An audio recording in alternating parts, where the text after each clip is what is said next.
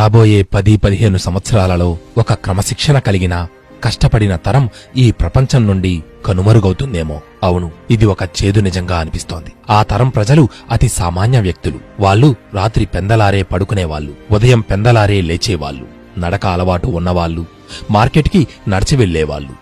వాళ్ళు ఉదయమే వాకిట కల్లాపు చల్లేవారు, ముంగిట్లో ముగ్గులు పెట్టేవాళ్లు, మొక్కలకు నీళ్లు పెట్టేవారు, పూజకు పూలు కోసేవాళ్లు. వాళ్ళు మనిషిని మనిషిగా ప్రేమించేవాళ్లు.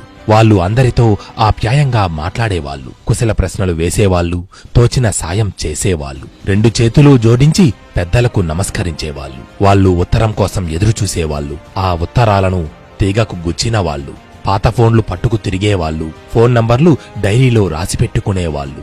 వాళ్ళు పండుగలకు పబ్బాలకు అందరినీ పిలిచేవాళ్లు, కుంకుడుకాయతో తలంటుకునేవాళ్లు, సున్నిపిండి నలుగు పెట్టుకునేవాళ్లు, పిల్లలకు పాలిచ్చి పెంచిన